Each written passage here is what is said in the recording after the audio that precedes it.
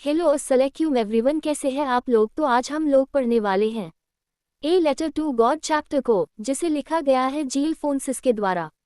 ये चैप्टर तुम्हारे इंग्लिश का चैप्टर 1 है और हम बहुत ही इंटरेस्टिंग तरीके से पढ़ेंगे। उससे पहले अगर तुमने मेरे चैनल टीचिंग हब बाय साहिल भाईजान को सब्सक्राइब नहीं किए हो तो जल्दी जाओ और कर दो यार। चलो वीडियो को स्टार्ट करते हैं। तो क्या आपने कभी जिंदगी में किसी पर इतना भरोसा किया है कि आपको लगा हो कि वह आपकी हर मुश्किल में मदद कर सकते हैं, या फिर जब सब रास्ते बंद हो जाए तो क्या आपने कभी ऐसी ताकत पर विश्वास किया है जो आपको हर मुश्किल से निकाल सकती है। आज हम एक ऐसी ही दिल छू लेने वाली कहानी सुनेंगे, एक ऐसे इंसान की जिसका विश्वास इतना गहरा था कि उसने सीधे भगवान को ही लेटर लिख दिया। ये कहानी हमें सिखाती है फेथ, यानी कि भरोसे की असली ताकत क्या होती है और कैसे मुश्किल वक्त में इंसानियत एक दूसरे के लिए एक सहारा बन जाती है। तो चलिए इस अनोखी कहानी को ध्यान से सुनते हैं। हमारी कहानी का हीरो है लिचो, एक ईमानदार किसान जो एक छोटी सी पहाड़ी के ऊपर रहता है। उसका घर पूरी घाटी में अकेला था और उसी घर से उसके खेत साफ साफ दिखते थे, जिनमें उसने मक्के यानी कि कॉर्न की फसल उगा रखी थी। खेतों में फूल भी खिले हुए थे जो एक अच्छी फसल का इशारा कर रहे थे। लचो को अपने खेत की गहरी समझ थी। हर पेड़ हर पौधा जैसे उसका अपना था।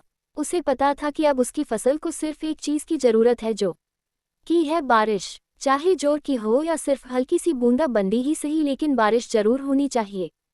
पूरी सुबह लचो आसमान की तरफ देखता रहा, बस इस उम्मीद में कि आज बारिश होगी, खास करके नॉर्थ ईस्ट डायरेक्शन में। हाँ, वही डायरेक्शन जहाँ से अक्सर बारिश आती थी। उसकी पत्नी रात का खाना बना रही थी। लचो ने आसमान की तरफ देखा और मुस्कुराते हुए अपनी पत्नी से कहा कि मुझे लगता है कि आज सच में बारिश होगी। पत्नी ने मुस्कुराकर जवाब दिया कि भगवान की मर्जी है, और बाकी कुछ ही देर में बड़ी बड़ी बारिश की बूंदें गिरने लगती हैं। लचो की खुशी का ठिकाना ही नहीं था। वो तुरंत बाहर निकल गया सिर्फ बारिश को महसूस करने के लिए। उसने आसमान की तरफ हाथ फैलाते हुए कहा कि यह बारिश की बूंदें बूंदें नहीं है, ये तो नए सिक्के हैं। बड़ी बूंदें 10 सेंट के सिक्के हैं और छोटी बूंदें 5 सेंट के। उसकी आंखों में एक अच्छी फसल और बेहतर जिंदगी की एक रोशन तस्वीर थी। लेकिन लचो की खुशी ज्यादा देर तक नहीं टिक पाई। अचानक से मौसम का मूड बदल गया। बारिश के साथ साथ तेजी से हवा चलने लगी और कुछ ही पलों में बड़े बड़े ओले गिरने लगे। वो ओले बिल्कुल नए चांदी के सिक्कों जैसे चमक रहे थे। बच्चे तो खुशी से उन्हें इकट्ठा करने के लिए तुरंत बाहर दौड़ पड़े। लेंचो के लिए यह कोई खुशी की बात नहीं थी।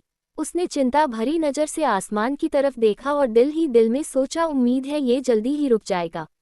लेकिन किस्मत ने उसकी बात नहीं सुनी। ओले गिरते ही रहे, 1 घंटे तक लगातार खेत पर, घर पर, छत पर, आसपास की पहाड़ियों पर और सबसे ज्यादा उसके मक्के के खेत पर। पूरा खेत सफेद चादर से ढक गया था, जैसे किसी ने नमक बिछा दिया हो। और फिर जब ओले गिरना बंद हुए तो लेंचो के चेहरे पर गहरी मायूसी छा गई। उसकी आंखों के सामने उसका पूरा खेत बर्बाद हो चुका था। मक्के के एक भी पत्ते पर कुछ नहीं बचा था। फूल जड़ चुके थे और सब कुछ मिट्टी में मिल गया था। उसने दर्दरी आवाज में अपने बच्चों से कहा कि टिड्डी दाल भी शायद इतना बर्बाद नहीं करती जितना ये तूफान कर गया। फिर उसने ठंडी सांस भरी और कहा, इस साल हमें एक दाना भी मक्का नसीब नहीं होगा। खाने के लिए कुछ नहीं बचेगा। वो रात लचू के लिए बहुत भारी थी। पूरी रात वह छत के नीचे चुपचाप बैठा रहा, सिर्फ एक ही सोच के साथ कि अब क्या होगा। सारी मेहनत, सारी उम्मीदें एक ही आंधी में बर्बाद हो चुकी थी। लेकिन जब हर तरफ मायूसी छाई हुई थी, तब भी लचो के दिल में एक छोटी सी रोशनी जली हुई थी। उम्मीद की रोशनी जो सिर्फ भगवान से मदद की आस पर टिकी थी। उसने अपने आप से कहा कि कोई भूख से नहीं मरता, क्योंकि भगवान कभी अपने लोगों को अकेला नहीं छोड़ते। लचो का अपने भगवान पर बहुत गहरा विश्वास था, इतना गहरा कि उसे पूरा यकीन था कि भगवान सब कुछ देख रहे हैं और वह सब कुछ ठीक कर देंगे। लचो एक किसान था जो खेत में काम करता था, पर उसे लिखना भी आता था। अगली सुबह उसने फैसला किया कि वह भगवान को लेटर लिखेगा। उसने लेटर में अपनी पूरी कहानी लिखी। उसने बताया कि कैसे उसकी फसल बर्बाद हो गई है और उसे अब 100 पैसों की जरूरत है। क्यों? ताकि वह अपनी फैमिली को भूख से बचा सके और अगली फसल का इंतजाम कर सके। उसने लेटर को एक एनवेल्प में डाला और उस पर लिखा टू गॉड और शहर जाकर उसे पोस्ट ऑफिस के लेटर बॉक्स में डाल दिया। उसकी आंखों में अभी वही भरोसा था। पोस्ट ऑफिस का एक एम्प्लॉय जो एक पोस्टमैन भी था, उसने जब वो लेटर देखा तो वह जोर जोर से हंसने लगा। उसने अपनी पूरी जिंदगी में टू गॉड लिखा हुआ लेटर कभी नहीं देखा था। उसने तुरंत वो लेटर उठाया और सीधा अपने पोस्ट मास्टर के पास गया। उसने कहा, देखो सर, किसी ने भगवान को लेटर लिखा है। पोस्ट मास्टर, जो एक मोटा फ्रेंडली आदमी था, वो भी पहले तो जोर जोर से हंसने लगा, लेकिन फिर वो सीरियस हो गया। उसने लेटर को टेबल पर रखा और धीरे से कहा कि काश मेरा भी भगवान पर इतना ही विश्वास होता। देखो इस आदमी का अपने भगवान के ऊपर कितना गहरा भरोसा है। पोस्ट मास्टर नहीं चाहता था कि लचो का अपने भगवान पर से विश्वास टूट जाए। उसने दिल में महसूस किया कि इस भरोसे को जिंदा रखना जरूरी है, और फिर उसने एक फैसला लिया कि मैं इस लेटर का जवाब दूंगा। लेकिन जैसे ही उसने लेटर खोला, उसके चेहरे का रंग थोड़ा बदल गया।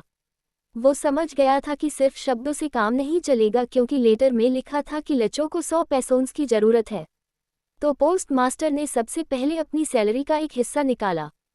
फिर उसने पोस्ट ऑफिस के दूसरे कर्मचारियों से भी मदद मांगी। सबसे कहा कि थोड़ा थोड़ा जो हो सके दें। कुछ दोस्तों ने भी हाथ बढ़ाया, जैसे वो किसी चैरिटी का हिस्सा बन रहे हो। सब ने मिलकर जितना हो सका इकट्ठा किया, लेकिन अफसोस पूरे 100 पैसों से नहीं हो पाए। सिर्फ 70 पैसों से ही इकट्ठे हो पाए। पोस्ट मास्टर ने वह पैसे एनवेल्प में केयरफुली रखे और उस पर लिखा टू लचो।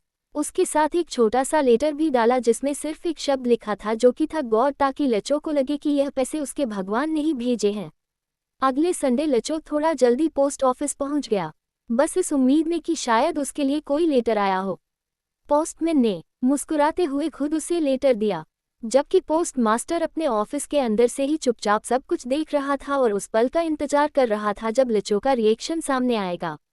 लचो ने लेटर अपने हाथ में लिया और उसके चेहरे पर कोई हैरानी नहीं थी। उसका विश्वास इतना पक्का था कि उसे सब कुछ बिल्कुल एज